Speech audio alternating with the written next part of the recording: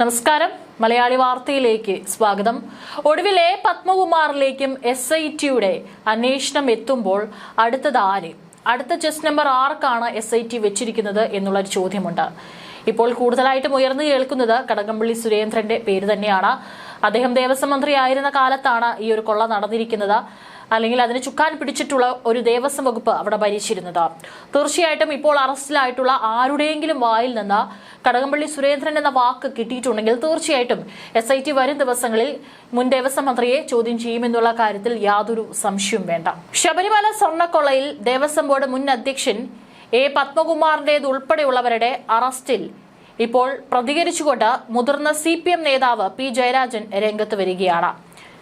സ്വർണം വിട്ടു നൽകുന്നതിലും ഫയലുകളിൽ രേഖപ്പെടുത്തുന്നതിലും അലംഭാവം കാണിച്ച ഉദ്യോഗസ്ഥ സംഘത്തെ നയിക്കുന്നതിൽ ഭരണപരമായ വീഴ്ച കൂടിയുണ്ട് എന്ന് തെളിഞ്ഞതിനാലാണ് പത്മകുമാറിന്റെ അറസ്റ്റ് നടന്നിരിക്കുന്നതെന്ന് P ജയരാജൻ വ്യക്തമാക്കിയിരിക്കുന്നത്. ഉത്തരവാദിത്തപ്പെട്ട സ്ഥാനങ്ങളിൽ ഇരിക്കുന്നവർ ഇക്കാര്യത്തിൽ പുലർത്തിയ അവധാനത ഇല്ലായ്മ നീതീകരിക്കാൻ കഴിയുന്നതല്ലെന്നും പത്മകുമാറിനെ പരോക്ഷമായി വിമർശിച്ചുകൊണ്ട് അദ്ദേഹം ചൂണ്ടിക്കാട്ടി. അന്വേഷണം ആരംഭിക്കുമ്പോൾ തന്നെ എത്ര വലിയ ഉന്നതനാണെങ്കിലും പിടിക്കപ്പെടുമെന്ന് സർക്കാർ പറഞ്ഞിരുന്നു. ആ നയം തുടരുമെന്നും P ജയരാജൻ പറഞ്ഞു.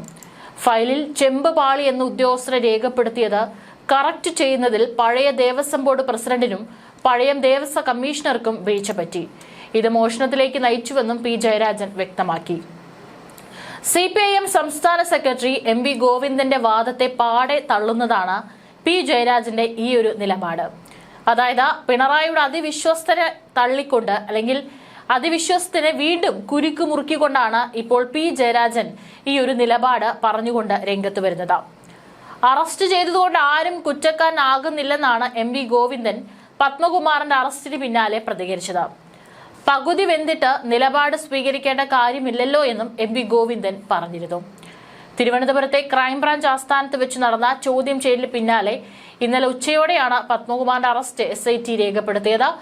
തുടർന്ന് 14 ദിവസത്തേക്ക് റിമാൻഡ് ചെയ്ത് തിരുവനന്തപുരം സബ് ജയിലിലേക്ക് മാറ്റിയിട്ടുണ്ട്.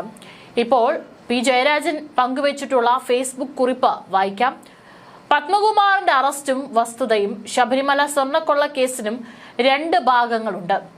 സ്വർണം പൂശി നൽകാമെന്ന് ഏറ്റ് സ്പോൺസറെ പോലെ വന്ന് സ്വർണം മോഷ്ടിച്ച ഉണ്ണികൃഷ്ണൻ പോറ്റിയും സംഘവും. സ്വർണം പൂശാൻ വിട്ടു നൽകുമ്പോൾ ചട്ടപ്രകാരം പാലിക്കേണ്ട നടപടിക്രമങ്ങളിൽ വീഴ്ച വരുത്തിയ ഉദ്യോഗസ്ഥ ഭരണ വിഭാഗം. സ്വർണം വിട്ടു നൽകുമ്പോഴും ഫയലുകളിൽ രേഖപ്പെടുത്തലുകളിലും അലംഭാവം കാണിച്ച ഉദ്യോഗസ്ഥ സംഘം. ഇവരെ നയിക്കുന്നതിൽ ഭരണപരമായ വീഴ്ച കൂടിയുണ്ട് എന്ന് തെളിഞ്ഞതിനാലാണ് പത്മകുമാറിന്റെ അറസ്റ്റ് നടന്നിരിക്കുന്നത്. ഫയലിൽ ചെമ്പുപാളി എന്ന് ഉദ്യോഗസ്ഥർ രേഖപ്പെടുത്തിയത് കറക്റ്റ് ചെയ്യുന്നതിൽ നിന്നും പഴയ ദേവസ്വം ബോർഡ് പ്രസിഡന്റിനും പഴയ ദേവസ്വം കമ്മീഷണർക്കും വീഴ്ച പറ്റി. ഇത് മോഷണത്തിലേക്ക് നയിച്ചു.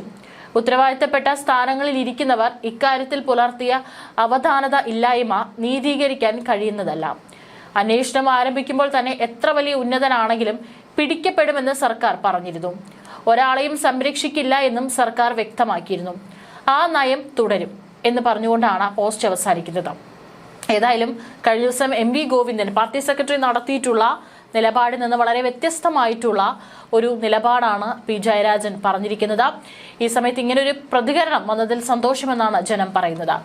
ഇതിന് താഴെ ഒരുപാട് ആളുകൾ കമന്റ് ചെയ്യുന്നുണ്ട്. അതിൽ കണ്ണിലുടക്കിയ ഒരു കമന്റ്, കൃത്യമായി അതിൽ കാര്യങ്ങൾ പറഞ്ഞിട്ടുണ്ട്. ആ ഒരു കമന്റ് വായിക്കാം. സാബുമോൻ ആഞ്ചലയിൽ എന്ന് പറഞ്ഞ വ്യക്തിയുടെ പോസ്റ്റിൽ നിന്നാണ് ഈ ഒരു കമന്റ് വന്നിരിക്കുന്നത്. ശബരിമല സ്വർണ്ണ തട്ടിപ്പ് വെറും ചീള് കേസ്. ശബരിമല സ്വർണ്ണപ്പാളി തട്ടിപ്പ് അവിടെ നടക്കുന്ന മറ്റ് തട്ടിപ്പുകളുമായി താരതമ്യം ചെയ്യുമ്പോൾ വെറും ചീള് കേസാണ്. ഇന്നലെ നിലയ്ക്കൽ കുടിവെള്ള വിതരണം സ്തംഭിച്ചത് സംബന്ധിച്ച വാർത്ത പുറത്തു വന്നതാണ് ഈ ഒരു കുറിപ്പ് എഴുതുവാൻ എന്നെ പ്രേരിപ്പിച്ചത്.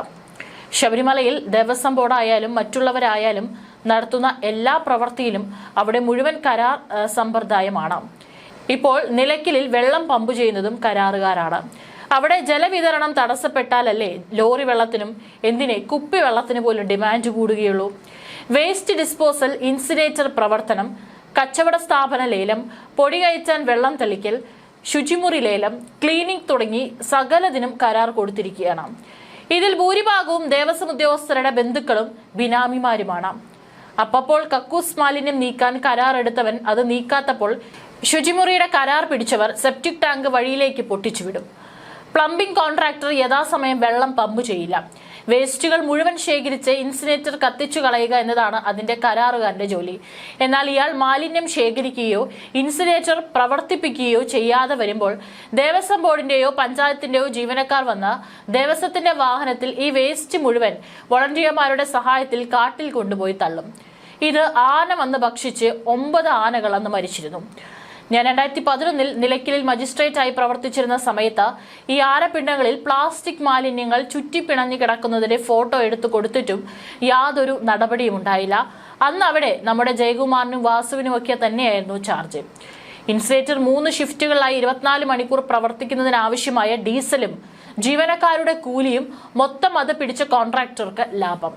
അതുപോലെ കടകൾ മിക്കതും ദേവസ്വം ജീവനക്കാരുടെ ബന്ധുക്കളും ബിനാമികൾക്കുമാണ്. അനധികൃത കടകൾ വേറെയും. ചുരുക്കത്തിൽ അവിടെ വെട്ടിപ്പ് നടത്താത്ത ഒറ്റ മേഖലയുമില്ല.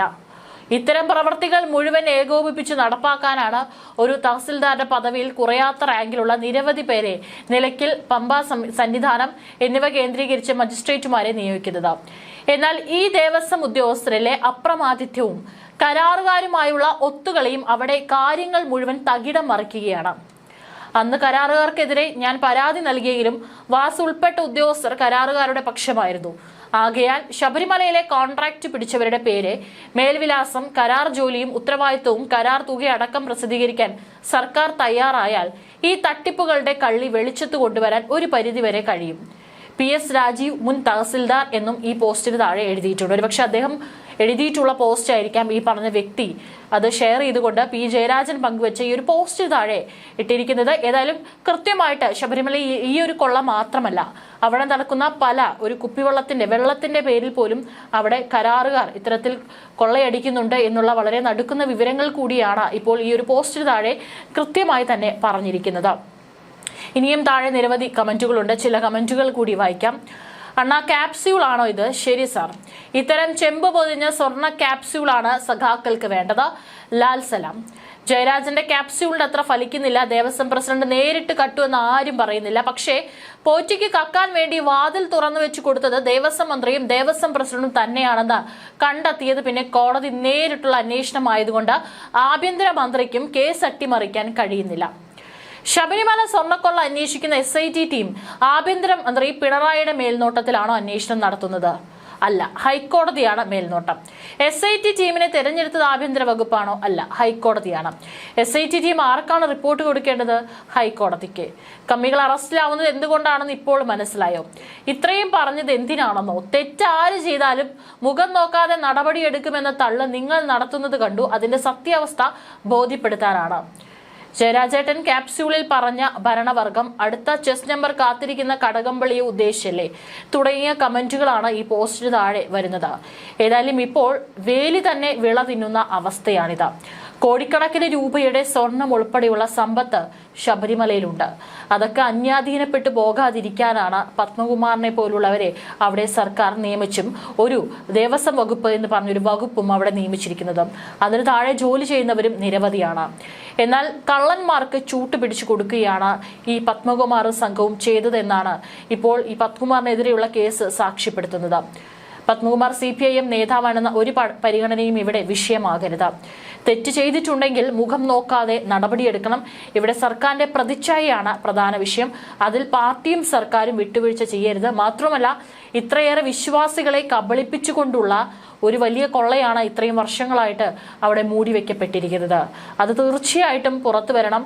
ഇതിൽ ആരെങ്കിലും ഏതെങ്കിലും തരത്തിലുള്ള പങ്ക് പറ്റിയിട്ടുണ്ടെങ്കിൽ അവർക്ക് കൃത്യമായിട്ട് നിയമം അനുശാസിക്കുന്ന ശിക്ഷ തന്നെ കിട്ടേണ്ടതുണ്ട്.